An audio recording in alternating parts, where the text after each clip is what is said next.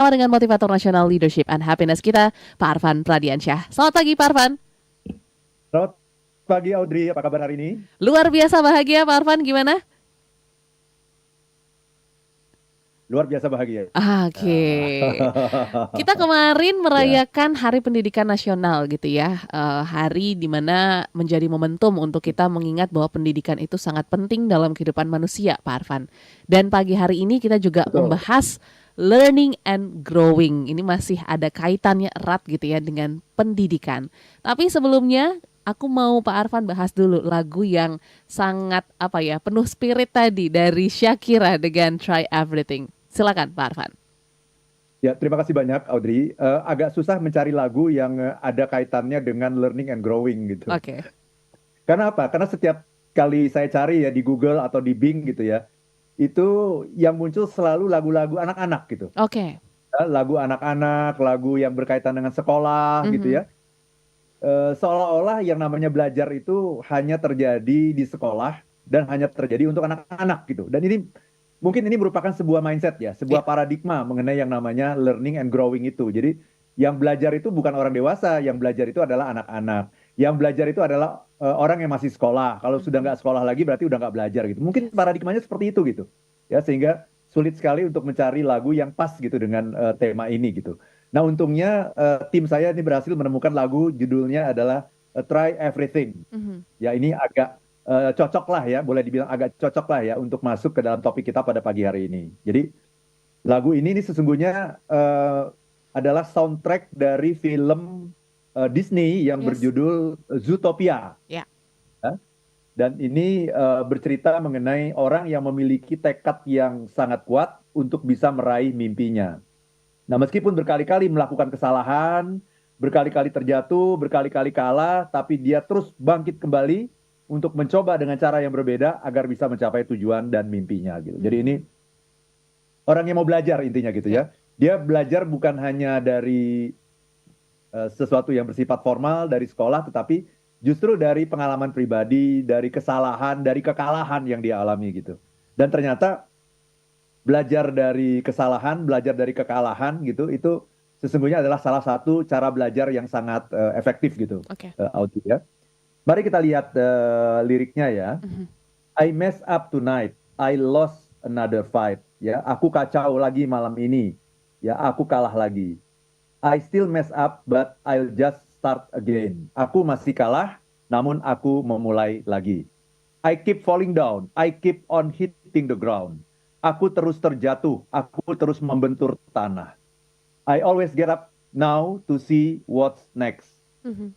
Ya, kalau dia jatuh, menyentuh tanah, aku selalu bangun untuk melihat apa selanjutnya. Ini kan bagus sekali ini. Ya. Jadi mentalitas pantang nyerah, itu namanya kegigihan, perseverance gitu ya, tenacity gitu. Nah ini yang menarik nih. Birds don't just fly, they fall down and get up. Yang namanya burung itu bukan hanya terbang, mereka jatuh dan bangun lagi. Nobody learns without getting it wrong. Nah ini kalimat yang ingin saya highlight menjadi topik kita pada pagi hari ini. Nobody learns without getting it wrong. Tidak Mhm. ada siapapun yang belajar gitu tanpa membuat kesalahan. Oke. I won't give up. No, I won't give in. Aku tak akan menyerah. Aku tidak akan menyerahkan. Till I reach the end and then I'll start again. Hingga aku mencapai akhir dan aku memulainya lagi. Kan ini bagus sekali nih lagu ini Yes. ya, memberikan motivasi banget nih buat kita nih. No, I won't leave. I wanna try everything. Tidak, aku tidak akan pergi. Aku ingin mencoba semuanya tuh. Jadi jangan takut untuk mencoba gitu. Coba dengan mencoba kita dapat sebuah pembelajaran kan, Mhm. walaupun ternyata percobaan kita gagal. I won't give up. No, I won't give in. Aku tidak akan menyerah, aku tidak akan menyerahkan. Till I reach the end and then I'll start again. Hingga aku mencapai akhir dan aku memulainya lagi. No, I won't leave, I wanna try everything. Tidak, aku tidak akan pergi, aku ingin mencoba semuanya. I wanna try even though I could fail. Aku ingin mencoba meskipun aku gagal. Look at how far you've come. You fill your heart with love. Nah, ini juga penting nih, Audrey. Oke. Lihat, lihat sudah sejauh mana engkau melangkah, penuhi hatimu dengan cinta. Mhm. Baby, you've done enough. Take a deep breath. sayang engkau sudah cukup berusaha. Ambil nafas panjang. Yes. Take a deep breath. Don't beat yourself up, don't need to run so fast. Jangan menyiksa dirimu sendiri, jangan berlari terlalu cepat. Sometimes we come last, but we did our best. Kadang-kadang kita ada di posisi terakhir, tapi kita sudah melakukan yang terbaik. Nah, itu dia dari Shakira, ya. Oke, lagu yang semoga bisa menginspirasi Anda juga semua listeners pagi hari ini sudah kami putarkan. Tapi kalau kita bahas tentang learning and growing, tadi Pak Arfan dibuka dengan mindset masyarakat gitu ya, terkait dengan belajar ya.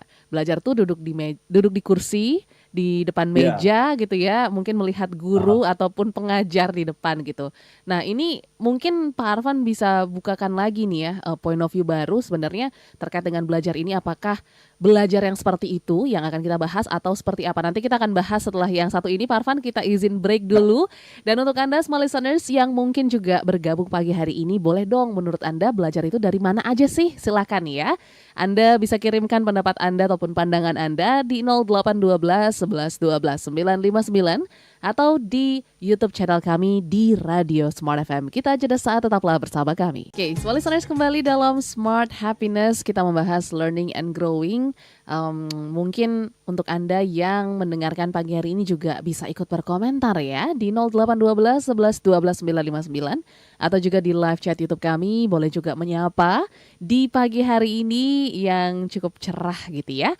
Dan yang pasti Pak Arfan, kita kembali lagi nih ya bicara tentang learning dulu mungkin ya. Kalau kita ngomongin tentang belajar gitu ya, ini identik dengan ya studi gitu ya, sekolah, kampus dan mungkin kursus gitu ya. Tapi kalau kita ngomongin tentang learning and growing, apakah belajar itu hanya yang teknis seperti itu atau sebenarnya ada pembelajaran-pembelajaran yang harus kita kenali dan pahami, Pak Arfan? Silakan. Ya, terima kasih banyak Audrey. Jadi ternyata memang mindset banyak orang, bukan hanya di Indonesia ya, tapi juga di seluruh dunia. Yang namanya belajar itu adalah formal sifatnya ya. Di sekolah atau di kursus, kemudian terstruktur gitu ya, kemudian nanti ada ujiannya dan seterusnya gitu. Nah, kalau kita hanya belajar seperti itu, akan banyak sekali pengalaman-pengalaman dalam hidup kita ini yang terbuang begitu saja. Kita juga tidak akan mengalami pertumbuhan gitu ya. Karena sesungguhnya pertumbuhan itu didapatkan dari pengalaman-pengalaman hidup kita, dari melakukan kesalahan-kesalahan ya. Itulah tadi dalam lagu Try Everything. Everything tadi ya, Shakira mengatakan gini kan, I'll keep on making those new mistakes. Dia bilang gitu. Aku terus melakukan kesalahan-kesalahan baru gitu. Jadi dia menikmati kesalahan gitu, karena dia tahu bahwa kesalahan itu adalah entry point dari pembelajaran gitu. Bahkan kalau kita mengalami hal yang benar tuh biasanya kita nggak belajar apapun gitu. Dan kita cenderung untuk meneruskan hal-hal yang sudah kita anggap benar gitu. Tapi ketika kita melakukan kesalahan, apalagi Shakira mengatakan tadi new mistake, kesalahan-kesalahan yang baru, ya maka kita akan mendapatkan pembelajaran. Jadi dia bilang, I'll keep on making them every day. Aku terus melakukannya setiap waktu, setiap hari. Those new mistakes, kesalahan-kesalahan yang baru itu gitu. Jadi itulah yang namanya pembelajaran. Karena yang namanya manusia itu kan analoginya ya, yang namanya manusia itu, saya ambil ini dari sebuah buku karangan pakar happiness, namanya Martin Seligman. Martin Seligman menulis salah satu bukunya adalah judulnya Flourish. Apa itu flourish? Flourish itu artinya berkembang gitu, tumbuh gitu ya. Bahasa lain dari flourish itu dalam happiness juga dikenal namanya thriving. Thriving itu artinya tumbuh berkembang. Itu analoginya seperti atom yang meledak gitu, Audrey. Jadi bayangkan ya, kalau di ruangan ini kita ledakkan atom gitu ya, maka atom itu akan meledak ke semua penjuru. Dia akan meledak ke atas, dia akan bergerak ke atas, ke bawah, ke kanan, ke kiri, ke depan, ke belakang, ke samping, kemana-mana, ke seluruh penjuru gitu. Dia akan meledak. Nah, itulah yang namanya manusia itu memang diciptakan Tuhan itu untuk terus bertumbuh. Dan dengan pertumbuhan dia menjadi orang yang makin pandai, makin bijak gitu. Ujungnya adalah makin bijak, makin wise. Dan ketika itu dia menjadi manusia yang sempurna gitu. Ya, atau sering kita kenal dengan istilah insan kamil gitu. Jadi insan kamil itu apa sih? Insan kamil itu adalah manusia yang paripurna gitu. Apa itu manusia yang paripurna? Manusia yang sudah melakukan proses pertumbuhan ke segala penjuru, ke segala dimensi gitu. Mhm. Jadi pertumbuhan kita itu bukan hanya, seringkali kan yang dianggap sedang dalam masa pertumbuhan itu kan anak-anak gitu ya. Betul.